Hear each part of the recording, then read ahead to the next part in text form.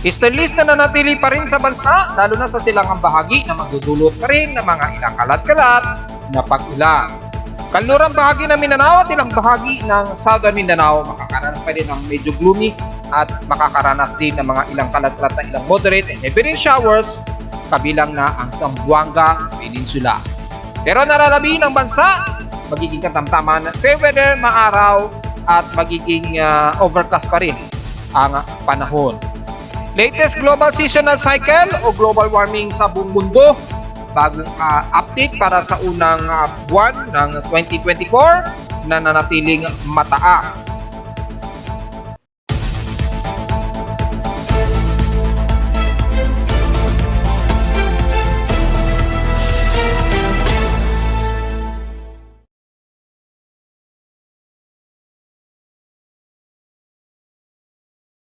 Hello, good morning mga folks. Welcome po muli sa ating Daily Weather Bulletin Analysis para sa araw ng Biyernes, February 9, 2024. Ang oras na ating voice from umaga ay alas 10:34 na ng umaga. Kani-kanina, nagkaroon tayo ng space weather status mabot ng M3.4 at maya-maya humina ito ng M1.3 hanggang sa tuluyan itong bumalik na naman sa pinaka-normal kanina. Well, nai-report ko na sa aking Facebook page dahil nagkaroon tayo ng fluctuation lamang since kahapon ng solar flare. Ibig sabihin, hindi naman masyado mahaba yung arrival ng solar wind mula sa plasma ng araw. Ibig sabihin, kung titingnan ninyo yung pagbuga ng solar wind o ng solar flare sa kalawakan, hindi totally nakadirekta sa Earth. Medyo pahawi, pero kung titingnan natin ngayon, mula kahapon, medyo halos tutok na siya. At napakalawak ng kanyang sunspot na EU 3576 coordinate. Ito yung halos tutok sa Earth. So kung titingnan natin sa traveling ng solar wind, hindi naman masyado totally. Ito yung kahapon.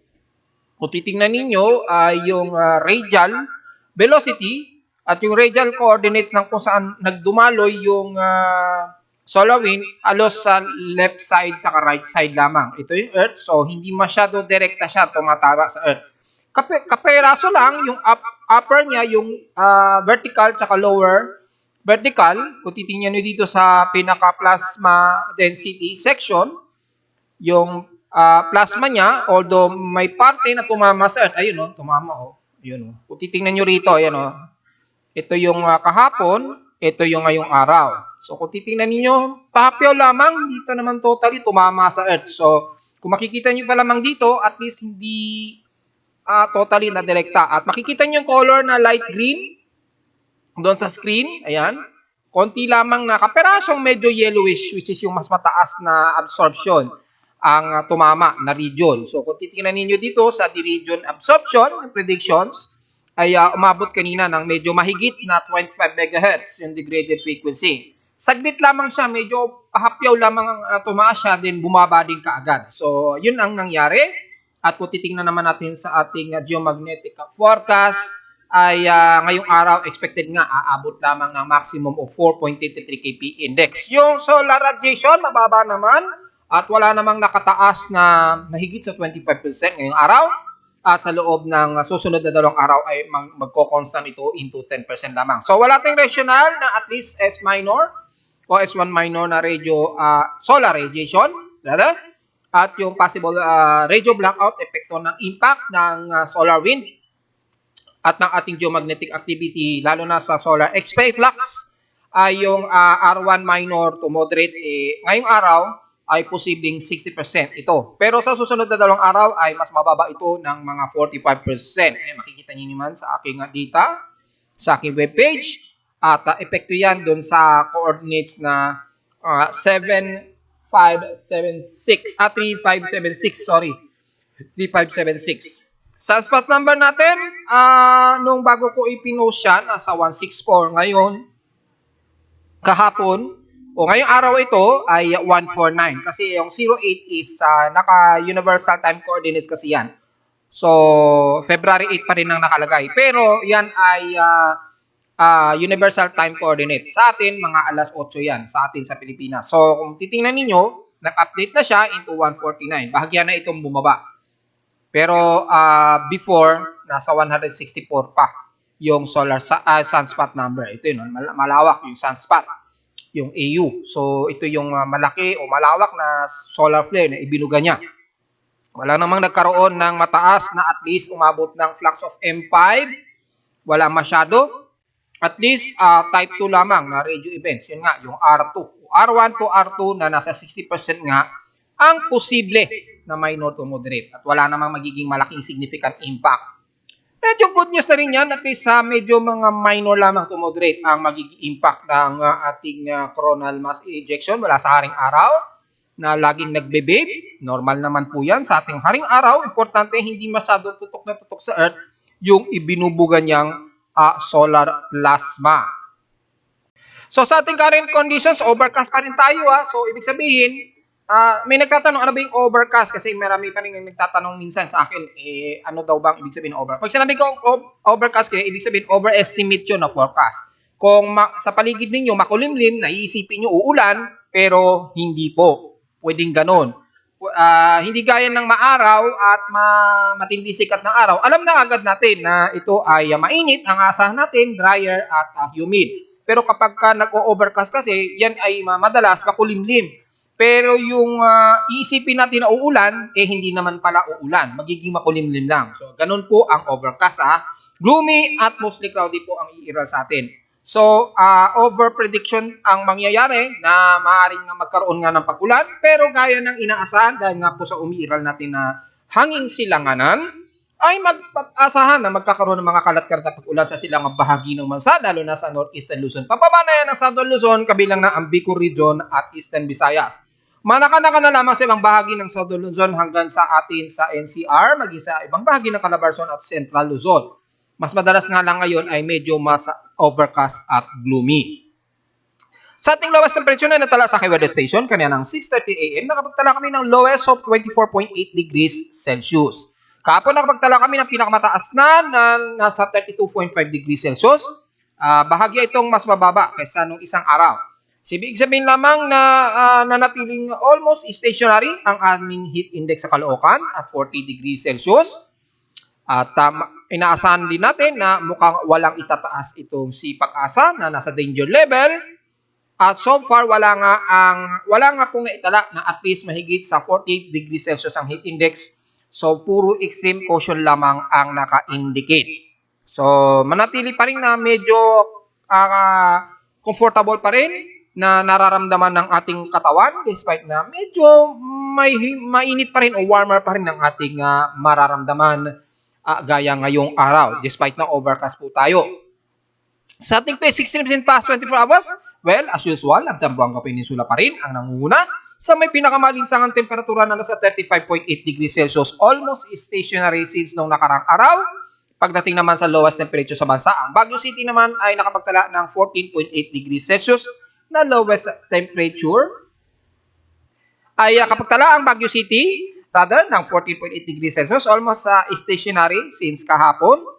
At inaasahan na natin pagdating sa Benguet, sa mga magtatanong, yung pinaka-lowest temperature, asahan natin lesser ng 2 degrees Celsius ang Benguet area. Matik na po yan dahil napakataas po ng elevation ng Benguet kumpara sa may Baguio. Kaya hindi masyado binabase sa general temperature ang Benguet dahil lagi talaga mababa. Mababa yan kahit na during dry season o tag-init sa atin.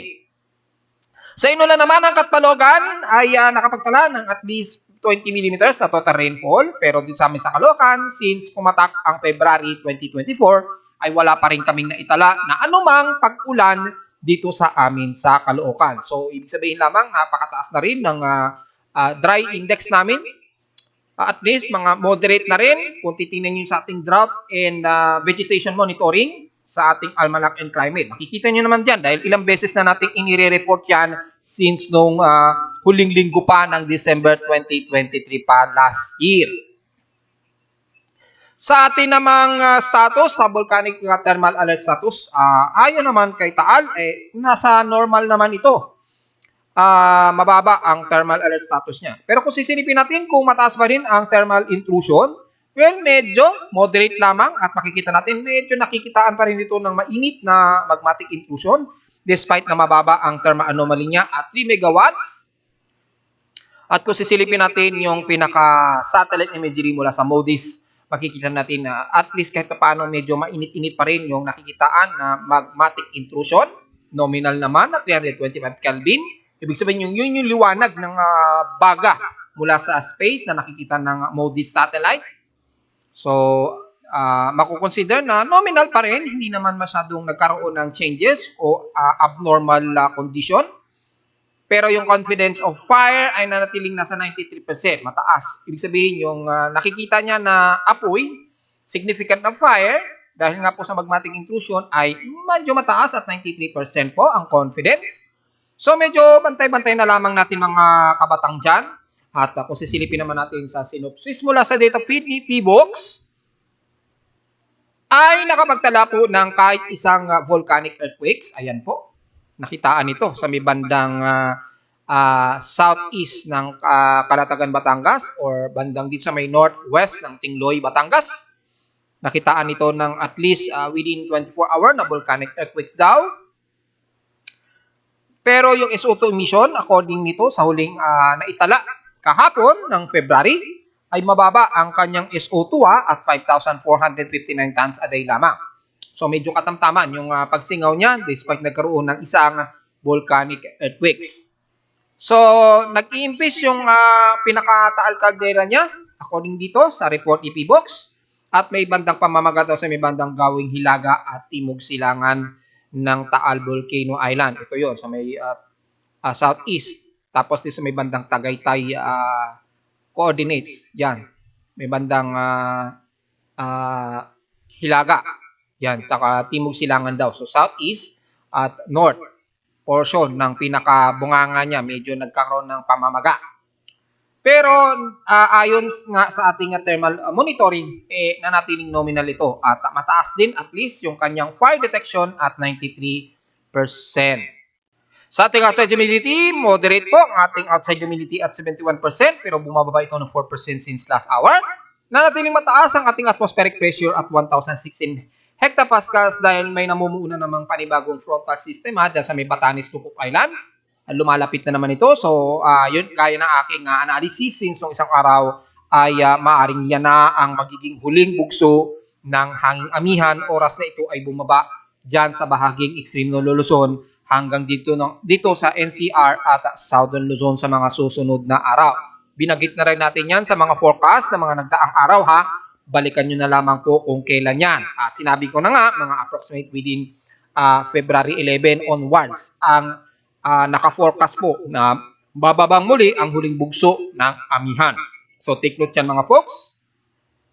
Sa ating high tide and low tide status, may 10 hours po. So ibig sabihin, maghapon po na mababa ang ating level ng high tide o low tide dyan sa may Pampang na Manila Bay. So layo-layo po muna sa may bandang Bataan at West Philippine Sea muli ang ating maliliit na mangingisda dahil napakababaw po ang level ng karagatan dyan sa Pampang ng Manila Bay.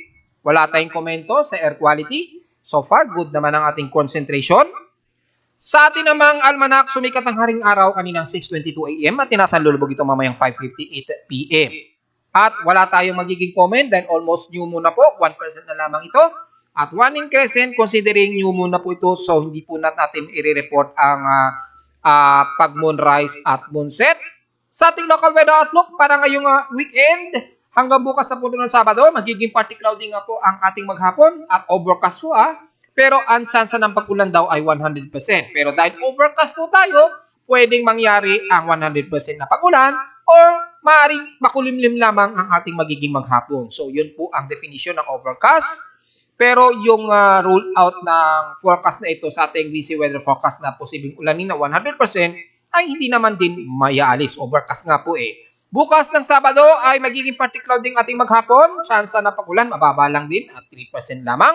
So ngayong araw lamang ng Friday, medyo mas makulimlim tayo ngayon sa Kalakang, Maynila at ibang bahagi ng Southern at Central Luzon. Pero manatili ang mataas na dry at drought index lalo na sa Northwestern Luzon. Take note yan mga folks Ang highest and lowest temperature expected maglalaro sa 31 to 32 degrees Celsius ang pinaka-highest.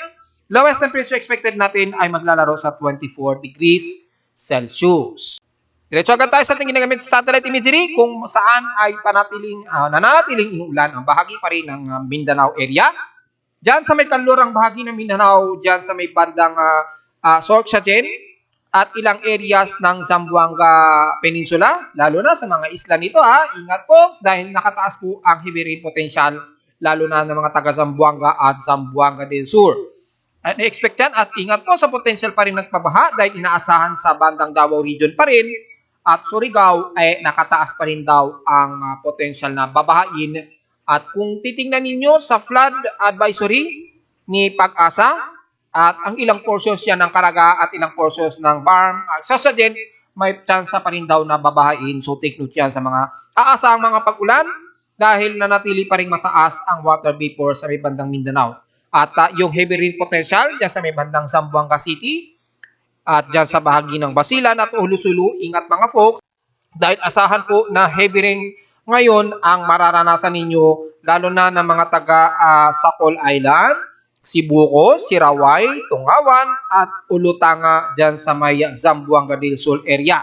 And the rest ng Zamboanga Peninsula, despite na mainit at humid lalo na ng mga taga-Dapitan, Sindangan at Oroqueta City at ilang parte papasok ng Osami City hanggang dyan sa may Kapatagan at Marawi City sa may BARM ay inaasahang mainit at humid pa rin ang aasahan pero mga isolated at mga localized thunderstorms ang iiral dahil medyo may surface trap nga po dyan heavy rains na nararanasan ng mga taga Zamboanga City at ilang areas ng Zamboanga del Sur.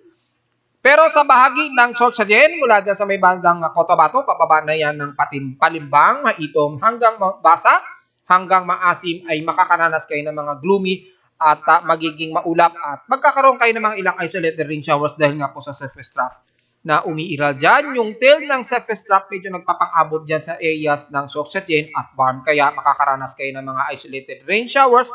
Typically mga kalat-kalat na pag-ulan ito na may mga aasahang localized thunderstorms din.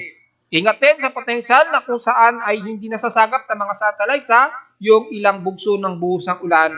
Ingat na lamang lalo na ng mga taga-BARM at Sorsogon dahil nakataas ang posibilidad pa rin ng pagbaha. At sa Davao region naman mula sa bahagi ng General Santos City, Sarangani, pataas na yan ng Kidapawan papasok ng City of Davao. Magiging humid po pero asahan din ng mga ilang kalat-kalat pag-ulan na may ilang pagkilat at pagkulog lalo na sa hapon at sa gabi. Despite na magiging maaraw so far, magiging partly cloudy to mostly cloudy ang asahan maya-maya. Yung cycle ng surface trap kasi ay patuloy pa rin na umiiral dyan. Bagamat mas manipis, di gaya ng mga dyan sa may bandang Zamboanga City na nakakaranas ngayon ng heavy rain showers, ay ang bahagi nga po ng Davao de Oro and the rest ng Caraga ay magiging partly to mostly cloudy din ng iiral. Karoon man ng mga kalat-kalat na pag-ulan, ay epekto yan dahil sa ating extension ng surface trap na manipis dyan sa may bandang southeast portion ng Mindanao. At dahil dyan, magkakaroon kayo ng mga ilang kalat-kalat pa rin lalo na sa hapon, ay asahan ang mga ilang moderate at posible ring mga heavy rain showers na hindi naman din nagtatagal dahil nangunguna sa ating heavy rain potential ay wala naman tayong nakikita so far ng mga heavy rain potential sa may bandang Davao de Oro at ilang portions ng Caraga. Magkaroon man, typically mga light to moderate showers ang iiral dito.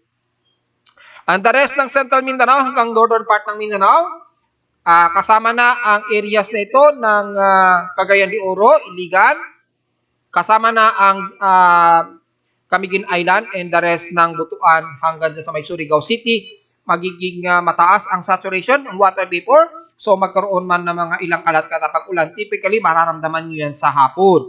Sa ngayon, medyo partly tumusinigaw din rin at medyo humid din, mainit ang ating temperatura dyan. So medyo mataas ang ating heat index dyan despite na magiging partly cloudy to mostly cloudy ang ating maghapon. Ingat na lamang kung biglang umulan mamayang hapon ng malakas. Ingat na lamang sa biglaang pagbaha o sudden flash floods. Pero mas mangunguna pa rin ang mas mainit ng temperatura, lalo na dyan sa may bandang Dapitan at Osami City na binanggit ko nga po kanina, despite na magiging partly cloudy ang maghapon. So generally, ang mas nakakaranas ng heavy rain potential, ang mga taga Zamboanga City, Basilan at Ulusulu at ilang areas ng Tungayan, Sibuko at Sakol Island. At ilang portions ng Zamboanga del Sur sa Olatanga, Alicia at ipil. Ingat na lamang sa potensyal na pagbaha at wag naman sana magkaroon ng mga ilang pagguho ng lupa. Pero pagdating sa buong Visayas, despite na magiging maaraw po, maalinsangan po, typically mga partly cloudy ang mas madalas na iiral sa buong bahagi ng Visayas. Sa silangang bahagi ng Samar Region at Leyte, nagiging partly cloudy rin ang iiral at medyo gloomy pagdating ng hapon.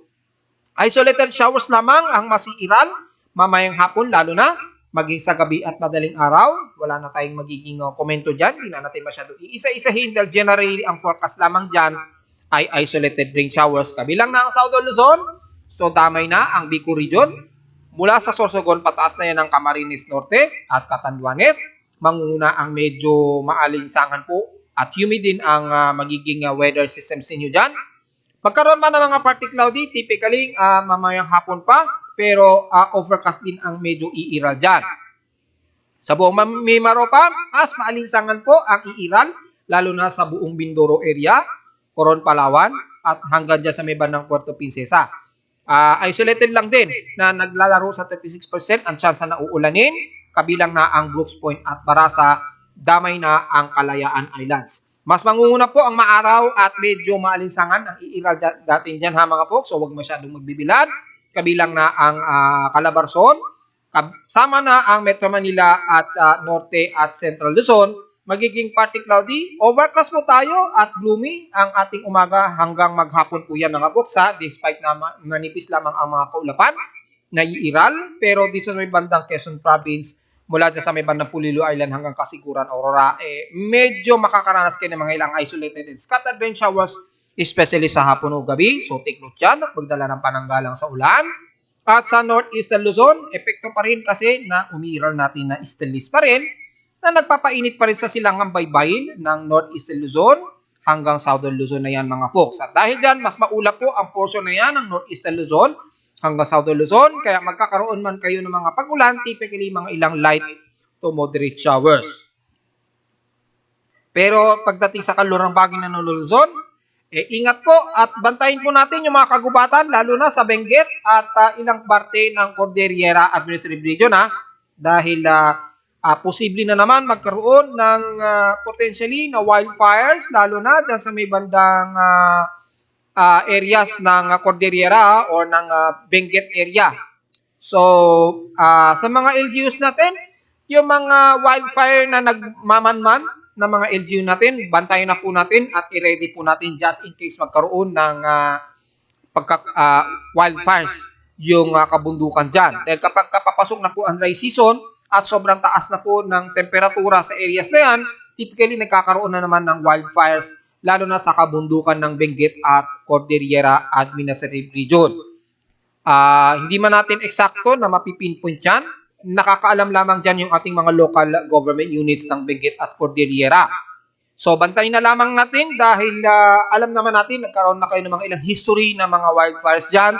Bantayin na lamang ninyo mga folks dahil nga po ay napakataas na po at very extreme po ang drought sa buong Northwestern Luzon na ating binanggit pa ng mga makailang beses na. Maging dyan sa may bandang Pangasinan at Zambales ay magiging mas maaraw po, mas humid at mas maalinsangan po ang iiral. Sa ngayon medyo hindi masyado mainit dahil nga po sa mas malamig po ang parte niyan sa northern part ng Luzon, di gaya na sa amin dito sa may bandang Metro Manila.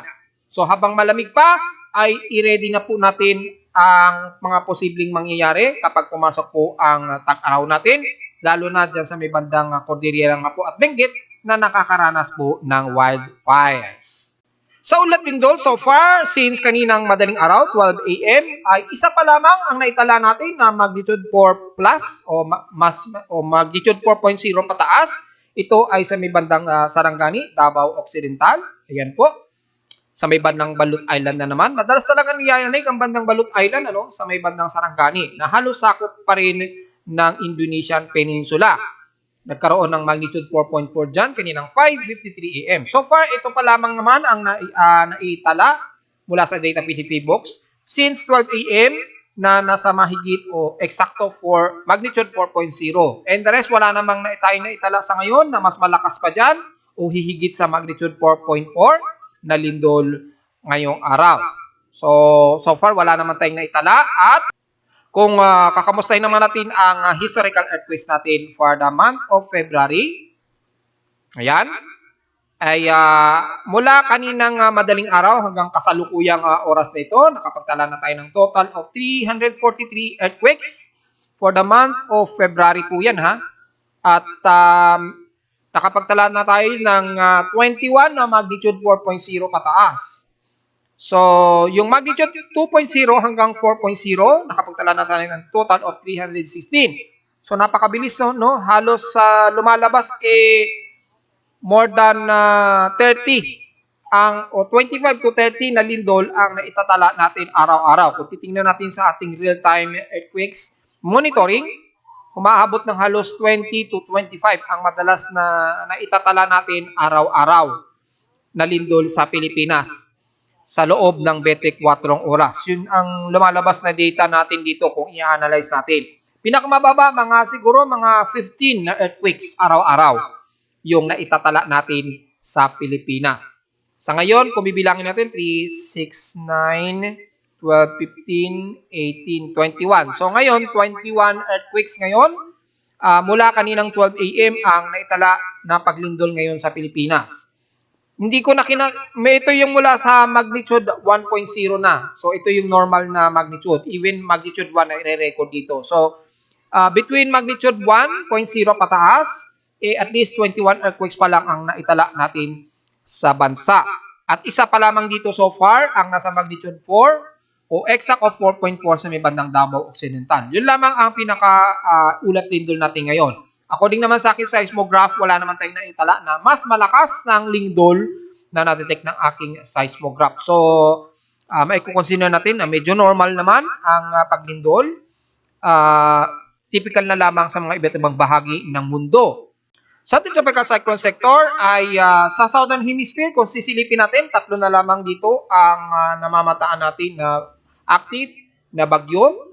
Kahapon, 4 yan eh. Yung isa nagkaroon na ng final notice na dissolved na po yung isa. At 3 na lamang ang nakikita nating aktibo, which is yung Sinat. Yan, tropical depression na Sinat. Pero subtropical system na ito. So, napaka-insignificant na. Si tropical depression, Osay naman, medyo pa-dissolve na rin siya. Pero si tropical storm 12, ay natiling mataas pa rin at 61 km per hour. So medyo ito yung mas agresibo. Nasaan na si 12? Ayun, mas malapit pa sa may bandang Caledonia o bandang Vanuatu Islands. So nakakaranas ngayon ng malakasang bagyo, yung taga Vanuatu Islands. So kung may mga Pinoy tayo sa taga Vanuatu, watch out na lamang po. Malakas-lakas pa rin itong si tropical storm 12. Yun lamang ang namamataan natin dito ay sa ating computer-generated monitoring, tropical cyclone sector. Wala naman tayong threat sa bansa. So, diretso agad tayo sa ating tropical cyclone assessment monitoring. Wala rin tayong expected na mabubuong anumang bagyo sa bansa. So, tingnan na lamang natin yung magiging huling bugso ng amihan. Base sa ating global spectral model, makikita po ay kung nagkaroon ng slightly changes. So, starting pa rin talaga ng February 11. Ayan yung huling bugso niya. February 11 onwards. So, kung titingnan natin kung kailan ito posibleng tumigil. By 14, malakas pa siya hanggang February 14. So, probably hanggang February 15, 2024, mararanasan pa rin natin yung huling bugso ng amihan. So, gaya na ating analysis, in 3rd week talaga ng February, dyan na talaga medyo hihina na itong ating amihan at posibleng magkakaroon na ng panimula ng transition into dry season. So, by February 11, i-enjoy na po natin yung huling bugso ng amihan dahil yan na ang magiging huli niyang bugso.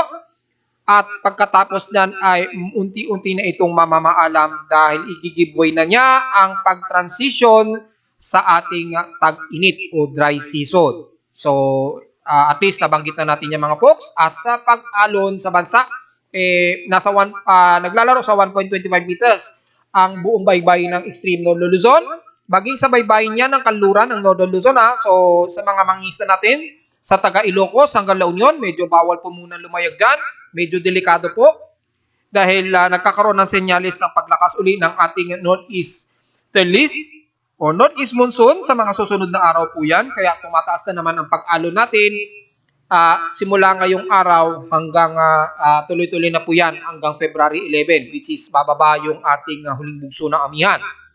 At sa lahat ng silangan ng bansa, medyo maglalaro po na pagtaas ng ating alon na 1.25 meters.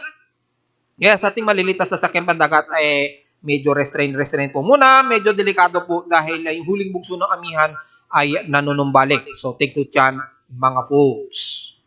Sa latest naman na monthly seasonal cycle natin sa global warming natin o yung pangkabuuang pagtaas ng temperatura natin sa mundo, ay may latest update na tayo for January 2024. At makikita natin na sa negative 1.2 degrees Celsius po ito. Nanatiling napakataas pa rin siya sa nakalipas na 4 na dekada. Kung pagbabasehan natin ang aking computation from 1980 hanggang ngayong taon na 2024. So halos 4 na dekada. Kung titingnan natin ay nanatili pa rin pinakamataas. Despite na pinakamalamig na temperatura yan since January kasi, pero in terms of highest temperature ay nangunguna pa rin ngayong taon na negative 1.2. So halos 0.5 yung difference na pinakamataas. Medyo slight lamang na mataas ang temperatura. Pero in all, nanatili pa rin pinakamataas ito sa nakalipas na 4 na dekada. At kung isasama natin yung 18th century, mas mataas itong ngayong taon ng January 2024 na negative 1.2 degrees Celsius. So hindi na tayo magdududa kapag mas mataas uli yan pagdating ng February nitong taon. Hindi pa rin maganda yun, mga folks. So napabalita nga kahapon nga tayo, nag-launch na naman ng panibagong climate satellite ang NASA para sa bagong climate monitoring. Dahil nga po sa hindi nagbago ang pagbaba ng temperatura natin sa buong mundo. Patuloy pa rin kasi itong tumataas.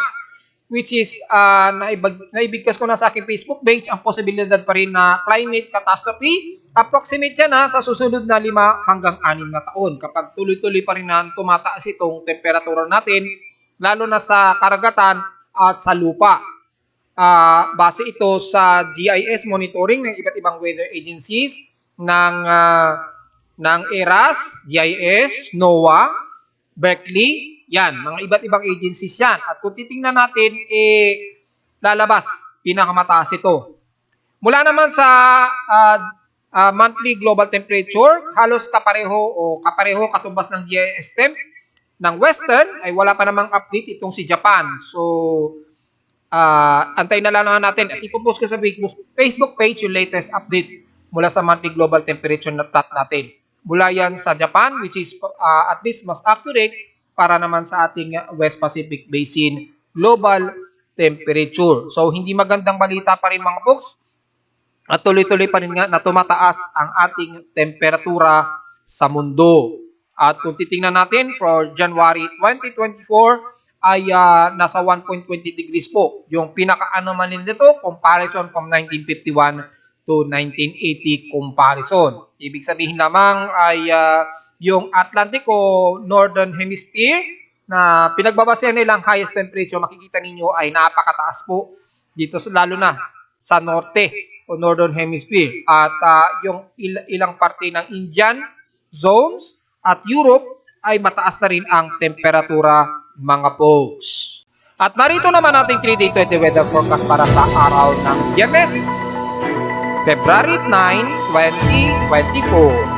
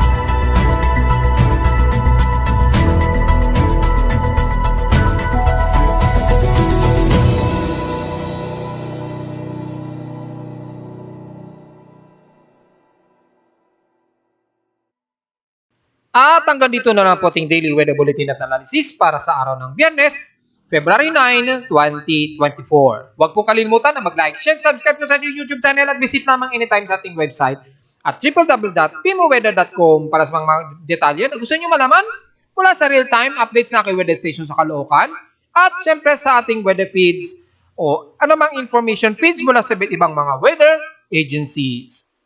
Maraming salamat po mga folks at happy weekend po sa ating lahat.